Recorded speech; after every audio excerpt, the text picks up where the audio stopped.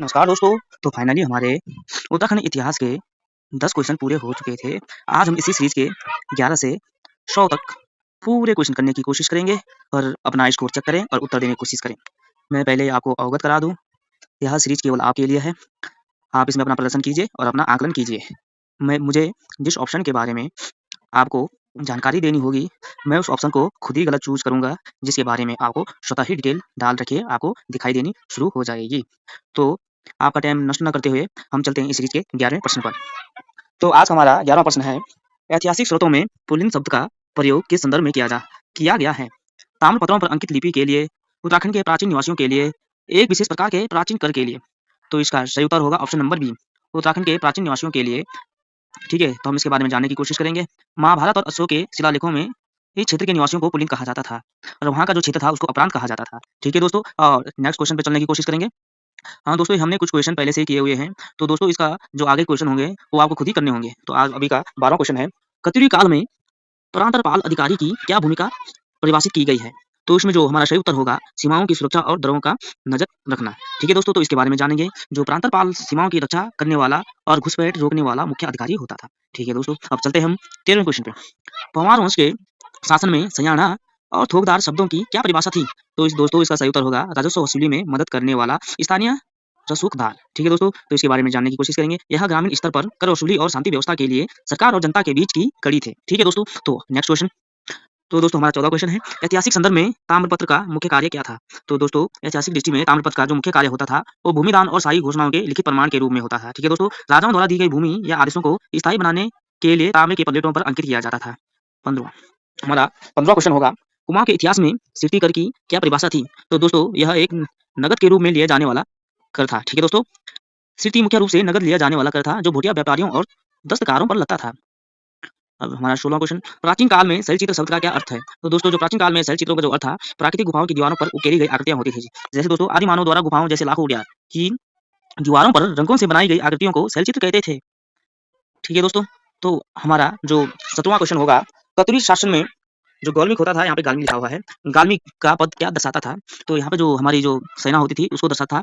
गौल्मिक सैन्य प्रशासन में एक छोटी इकाई का प्रमुख होता था। ठीक है दोस्तों, हमारा 18वां क्वेश्चन होगा, श्रीनगर पौड़ी की संधि की मुख्य परिभाषा क्या थी? तो दोस्तों इसका सही उत्तर होगा आंसर बी, गढ़वाल राजा द्वारा गोरखाओं को वार्षिक कर।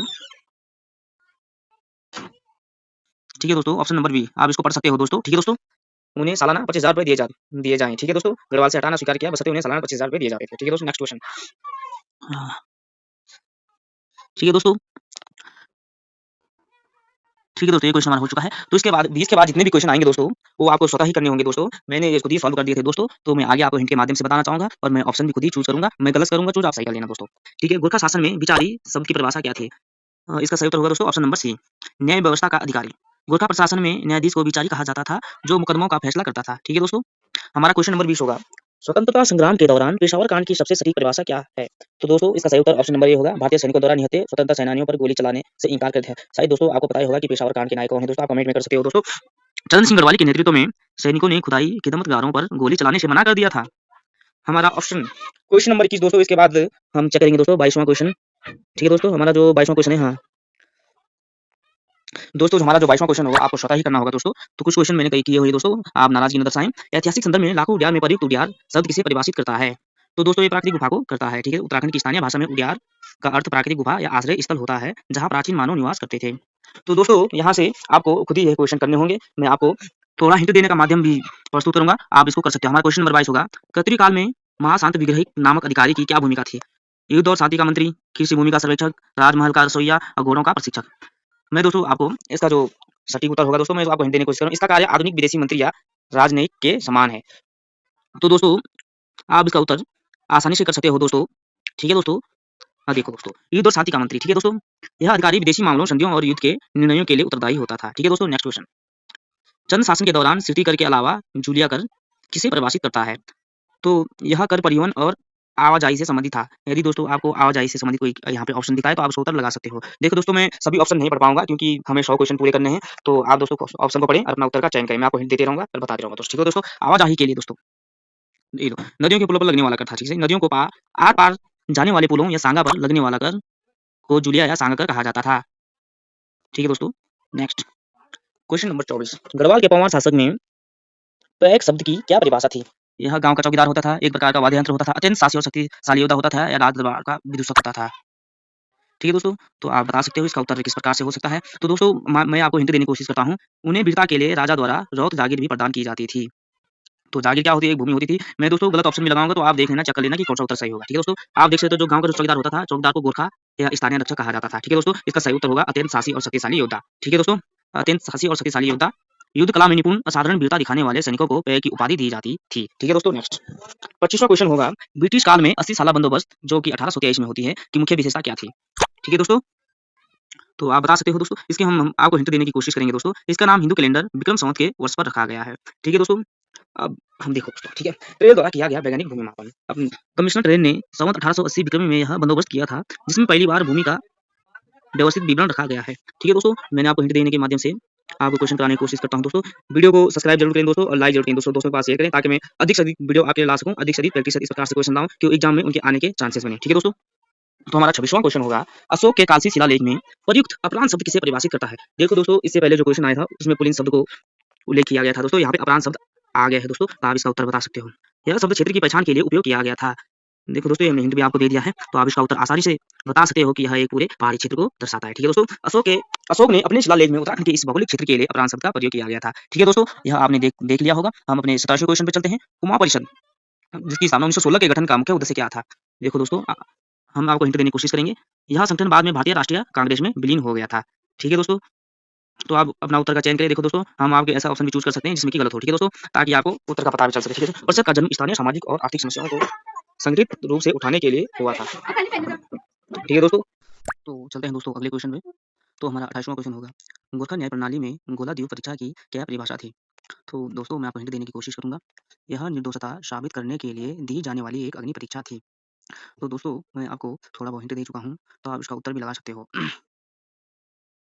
ठीक है दोस्तों, दोषी की पहचान के लिए हाथ में तपता हुआ लोहे का गोला रखकर कुछ दूरी चलने की कठिन परीक्षा ली जाती थी। तो हमारा 29वां क्वेश्चन होगा दोस्तों, ऐतिहासिक शब्दावली में ताम्रपत्र पर अंकित कुटीला क्या है?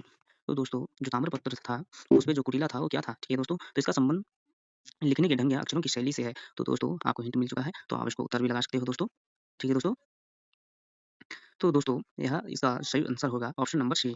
यह एक प्राचीन लिपि है। ठीक है दोस्तों, कत्यूरी और पवार काल के कई अभिलेखों में कुटिला लिपि का प्रयोग किया गया है, जो ब्राह्मी से विकसित हुई है।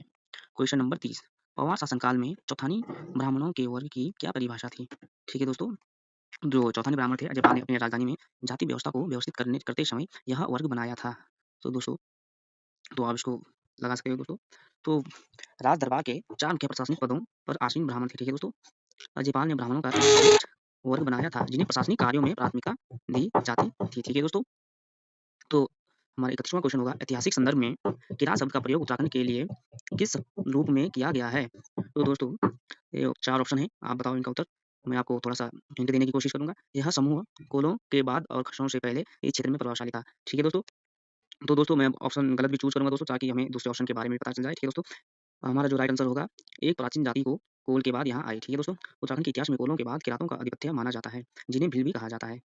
जो हमने चूज़ किया था दोस्तों यह एक मानव समूह को इंगित करता है, न कि किसी निजी वस्तु को। ठीक है दोस्तों, हम अपने नेक्स्ट क्वेश्चन पे चलते हैं। 32वां क्वेश्चन कत्यूरी शासनकाल में भक्त शब्द की ऐतिहासिक परिभाषा क्या थी? ठीक है दोस्तों, राजकीय रसोई और अनाज के कटोरे से था, इसका संबंध हम बता दें दोस्तों। ठीक है, तो इसका जो सही उत्तर होगा एक प्रशासनिक अधिकारी जो भोजन व्यवस्था देखता था। कत्यूरी काल में भक्त उस अधिकारी को कहा जाता था जो अनाज और राशन के भंडार का प्रभारी था। ठीक है दोस्तों, हमारा 33वां क्वेश्चन होगा चंद शासन में न्योली और विशाली शब्दों का प्रयोग किस संदर्भ में किया जाता है? ठीक है दोस्तों, यह लक्ष्मी चंद का जो भाई था। ठीक है दोस्तों, जो जनमान था उसके द्वारा बनाई गई यह पद्धति है दोस्तों। तो आप बताइए दोस्तों ये क्या हो सकती थी? मुझे लगता है आप सबने बता दिया होगा। न्याय प्रणाली और अदालती कार्यों के लिए ये सब चंद काल में न्याय प्रशासन और निर्णयों के संकलन को परिभाषित करते हैं। 34वां क्वेश्चन गढ़वाल के पवार शासन में सरोपर की क्या परिभाषा थी? ठीक है दोस्तों, अब आपको सरोपर के बारे में बताना होगा। मैं आपको थोड़ा सा हिंट देंगे दोस्तों। जो सरोपर शब्द है दोस्तों सिर और पाँव के मेल से बना है, जो पूर्ण पोशाक को इंगित करता है। तो आपको दोस्तों पूर्ण पोशाक तो आपको पता ही होगा दोस्तों। तो हमने ऑप्शन भी चूज कर लिया है दोस्तों। विशेष सम्मान के रूप में दी जाने वाली पोशाक, राजा द्वारा वीरता या विशेष सेवा के लिए दी जाने वाली सिर से पाँव तक की पोशाक को सरोपर कहा जाता था। ठीक है दोस्तों, आप अपने सही उत्तर का चयन करें और आपके कितने क्वेश्चन सही जाते हैं आप कमेंट कर सकते हो दोस्तों। कमेंट में अपने सही उत्तरों का जवाब दें। ठीक है दोस्तों, अब आपके कितने उत्तर आपके सही जाते हैं, आप 100 में से कितने ला पाते हैं, आप कमेंट में करें, आपका स्कोर कितना रहा। ठीक है दोस्तों, हमारा 35वां क्वेश्चन है ब्रिटिश काल के विक्रीड बंदोबस्त जिसको हम विकेट बंदोबस्त बोलते हैं। ये 1863 से 73 की मुख्य ऐतिहासिक विशेषता क्या थी दोस्तों? ठीक है दोस्तों, मैं आपको यदि आपको इसमें दिक्कत हो रही है तो आप ऑप्शन को पढ़ो। ये आपके पास 4 ऑप्शन हैं और मैं आपको बताऊँगा दोस्तों, थोड़ा हिंट देने की कोशिश करूँगा। इस बंदोबस्त में पहली बार आधुनिक सर्वेक्षण उपकरणों का उपयोग किया गया था। ठीक है दोस्तों, तो आपको ऑप्शन चूज़ करने में कोई दिक्कत नहीं होनी चाहिए दोस्तों। जीडब्ल्यू विकेट ने पहली बार प्लेन टेबल सर्वे के माध्यम से भूमि का वर्गीकरण और मापन किया था। हमारा क्वेश्चन नंबर 36वां होगा। प्राचीन ऐतिहासिक स्रोतों में कार्तिकेयपुर शब्द किसे परिभाषित करता था? ठीक है दोस्तों। हाँ दोस्तों, तो देखो दोस्तों, हमने जो प्राचीन काल का जो एक व्यावसायिक सिक्का होता था उसको हम जानने की कोशिश करेंगे। ठीक है दोस्तों, सिक्कों के नाम से अमोघभूति या मूलक प्रकार के होते थे। ठीक है दोस्तों, हमारा सही उत्तर डी होगा। डी में क्या लिखा गया है? कत्यूरी राजाओं की प्रारंभिक जो राजधानी होती है वो कार्तिकपुर शब्द होता है। ठीक है दोस्तों, जोशीमठ के पास स्थित यह स्थान कत्यूरी राजवंश से पहले परिवार का मुख्य सत्ता केंद्र था। ठीक है दोस्तों, चंद शासनकाल में छत्तीसी शब्द की परिभाषा क्या थी? ठीक है दोस्तों, तो आप दोस्तों बता सकते थे कि 36 टुकड़ियों में था। अब 36 टुकड़ियाँ क्या थी? आप इसके बारे में जानो। ठीक है, यहाँ सैन्य संगठन नहीं बल्कि राजस्व प्रणाली से जुड़ा शब्द है। ठीक है दोस्तों, और जो हमारे 36 प्रकार जो राजकीय कर थे, ये हमारा सही उत्तर होगा। चंद राजाओं ने जनता पर 36 अलग-अलग प्रकार के कर थोपे थे, जिन्हें सामूहिक रूप से छत्तीसी कहा जाता था। हमारा 38वां क्वेश्चन होगा। ऐतिहासिक संदर्भ में गढ़वाली समाचार पत्र, जो कि 1905 में निकलता है, का क्या महत्व परिभाषित किया गया है? तो दोस्तों आपके पास 4 ऑप्शन हैं, आप अपना ऑप्शन सही लगाएँ। ठीक है दोस्तों, तो मैं आपको हिंट देता हूँ। जिसका जो संपादन है विश्वम्बर दत्त चंदोला, इसमें प्रमुख योगदान रहा है। तो आप बता सकते हो कि गढ़वाली समाचार पत्र का विशेष क्या होगा? ठीक है दोस्तों, तो देखो, तो दोस्तों हमने सी ऑप्शन चूज़ किया है। गढ़वाली क्षेत्र में भाषा और राष्ट्रीय चेतना का विकास। ठीक है दोस्तों, देहरादून से प्रकाशित इस पत्र ने स्थानीय लोगों में स्वाधीनता और भाषाई गौरव की अलख जगाई। हमारे जो 39वां क्वेश्चन होगा, कत्यूरी प्रशासन में द्रोण वापम शब्द किसे परिभाषित करता था? ठीक है दोस्तों, तो आप इसका उत्तर का चयन करें। ठीक है दोस्तों, तो आपने लगा दिया होगा दोस्तों, तो यह एक भूमि नापने की इकाई होती थी। प्राचीन उत्तराखंड में अनाज की मात्रा के आधार पर भूमि को नापने की पद्धति को द्रोणमापन कहा जाता था। ठीक है दोस्तों, यह एक भूमि मापन का पैमाना था दोस्तों। ठीक है दोस्तों, हमारा 40वां क्वेश्चन होगा, टिहरी रियासत के इतिहास में राजमाता कनक देवी की क्या भूमिका परिभाषित है? तो दोस्तों, जो राजमाता कनक देवी की भूमिका क्या रही होगी टिहरी रियासत में, आप बता सकते हो दोस्तों। मैं आपको थोड़ा हिंट देने की कोशिश करूँगा। जो सुदर्शन शाह था, सुदर्शन शाह द्वारा टिहरी रियासत की स्थापना के समय से है। ठीक है दोस्तों। हाँ, हाँ जी। तो हमने अभी गलत ऑप्शन चूज़ कर लिया है दोस्तों। पहली महिला जिन्होंने ब्रिटिश से संधि की। ठीक है दोस्तों। हाँ,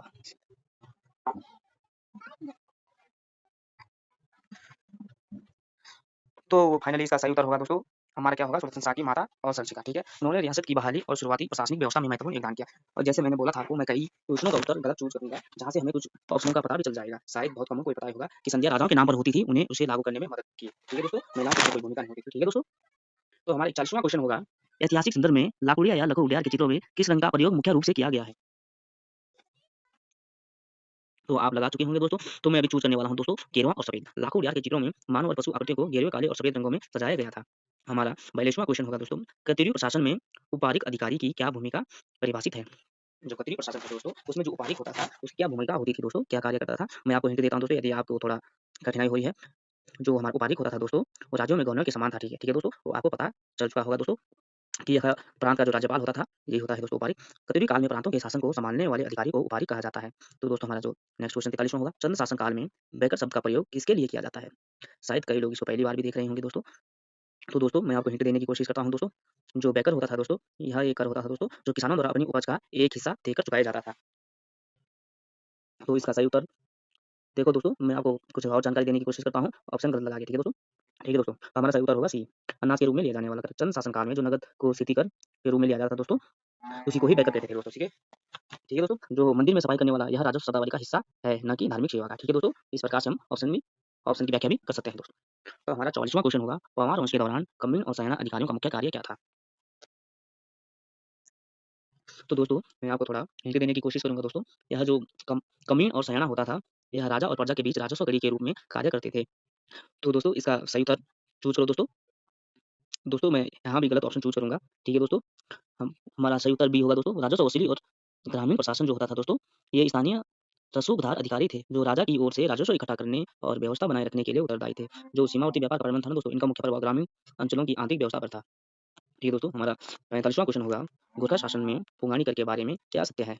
देखो दोस्तों, आपने गोरखा शासन काल में इनकी बहुत क्रूरता शासन चलती थी दोस्तों। आपने पुंगली कर तो सुना ही होगा दोस्तों, यह ब्राह्मणों पर लगने वाला एक कर था दोस्तों। आपको सब दोस्तों यह पता चल चुका होगा कि यह एक कर होता है पुंगानी, जो खेती योग्य भूमि के विस्तार और स्वामित्व पर आधारित था। ठीक है दोस्तों, तो फाइनली आपने वही लगाया होगा जो मैंने अपने मुंह से बोला होगा। शायद मैंने आपको गुमराह किया है दोस्तों। किसी के बहकावे में ना आए गुमराह, किसी के बहकावे में ना आके गुमराह मत होइए दोस्तों। आप अपना कार्य निरंतर करते रहिए। ठीक है दोस्तों, एक दिन सफलता जरूर मिलेगी। ठीक है दोस्तों, तो इसका जो ऑप्शन होगा वो डी होगा। यह एक प्रकार का अनिवार्य भूमिकर था। ठीक है दोस्तों, कोंगानी गुफा प्रशासन का मुख्य भूमिकर था, जिससे लगभग 1.5 लाख रुपए की आय होती थी। ठीक है दोस्तों, और जो ब्राह्मण पर लगाए जाने वाला कर तो कुछ ही कर था दोस्तों, गुरखाकाल में ब्राह्मण पर कुछ ही कर लगाया जाता था, ना कि पुंगड़ी। ठीक है दोस्तों। दोस्तों हमारा 46वां क्वेश्चन होगा, ऐतिहासिक संदर्भ में कनकपाल द्वारा स्थापित राजवंश की पहली राजधानी कहाँ थी? तो ये तो दोस्तों सबसे सरल क्वेश्चन हो सकता है दोस्तों, यह चमोली में है दोस्तों, और बावनगढ़ों में से एक था। ये लो दोस्तों, अब आपको पता चल चुका होगा। ठीक है दोस्तों, चांदपुर गढ़ी। कौन राजवंशी कनकपाल ने चमोली में चांदपुर गढ़ी रखी थी। देवलगढ़ जो था दोस्तों, यह अजयपाल के समय कुछ समय के लिए राजधानी रही थी। देखो दोस्तों, आपको ऑप्शन से भी दो उत्तर मिल गए दोस्तों, अजयपाल और कनकपाल। ठीक है दोस्तों। 47वां क्वेश्चन, ब्रिटिश काल में कुमाऊं कमिश्नरी का मुख्यालय अल्मोड़ा से नैनीताल कब स्थानांतरित किया गया? दोस्तों यह तो सबसे खराब क्वेश्चन है दोस्तों, इसका उत्तर लगाते हुए आपको कोई भी दिक्कत नहीं आनी चाहिए दोस्तों। ठीक है दोस्तों, हमारा नेक्स्ट क्वेश्चन होगा, कत्यूरी प्रशासन में सुकार शब्द की क्या परिभाषा थी? तो दोस्तों जो सुकार होता था, आप सूप का मतलब तो आप समझते होंगे, सूप तो काफी लोगों ने पी होगी, इसका मतलब भोजन से होगा दोस्तों, तो हम इसका भी ऑप्शन गलत चूज करेंगे दोस्तों। ठीक है दोस्तों, तो इसका सही उत्तर ऑप्शन ये होगा, जो राजकीय भोजन का प्रबंध होता था। ठीक है दोस्तों, सुकार का अर्थ है रसोईया का भोजन व्यवस्था देखने वाला मुखिया था। ठीक है दोस्तों, जो मंदिर का जो मुख्य पुजारी था, उस पुजारियों के लिए महंत या पुरोहित शब्द का प्रयुक्त होते थे। ठीक है दोस्तों, महंत और जो पुरोहित होते थे, वो पुजारी होते थे जो मंदिर के। ठीक है दोस्तों, उनको बोला जाता था। ठीक है दोस्तों, हमारा अगला क्वेश्चन होगा, चंद शासन में रांत कर किसे द्वारा चुकाया जाता था? चंद शासन में रांत कर किसके द्वारा चुकाया जाता था? ठीक है दोस्तों, तो यदि ये जो रांत जो कर होता था दोस्तों, ये उत्तर दिशा के सीमावर्ती व्यापार से संबंधित था। तो दोस्तों हम इसका उत्तर सही लगा दिए हैं, तो आप भी अपने ऑप्शन का चूज करें और पढ़ें इसको। भोटिया व्यापारियों पर लगने वाला विशेष सीमा शुल्क या व्यापारी कर को रांत कहा जाता था। ठीक है दोस्तों, और आज का हमारा अंतिम क्वेश्चन 50वां क्वेश्चन होगा दोस्तों। इसका दूसरे पार्ट में 50 क्वेश्चन आपको और दिखेंगे दोस्तों। कृपया वीडियो में बने रहें। यदि आपको वीडियो पसंद आती है तो वीडियो को लाइक करें और सब्सक्राइब करें। कमेंट करना ना भूलें दोस्तों, आपका 50 में से कितना स्कोर रहता है, आप इसको कमेंट करें और अपना आकलन करें कि आपकी तैयारी किस ओर जा रही है। ठीक है दोस्तों, यदि आपका स्कोर 45 से ऊपर होता है दोस्तों, ये क्वेश्चन आपने काफ़ी बार देखे होंगे, तो आपका स्कोर 45 से ऊपर ही रहना चाहिए। ठीक है दोस्तों, तो हमारा आज का कोई लास्ट क्वेश्चन होगा। इसका दूसरा पार्ट आएगा दोस्तों, जिसमें 50 क्वेश्चन आपको और देखने को मिलेंगे और इससे भी बेहतर होंगे दोस्तों, तो कृपया वीडियो जरूर देखें। उत्तराखंड राज्य आंदोलन के दौरान खटीमा कांड की घटना कब शुरू हुई थी?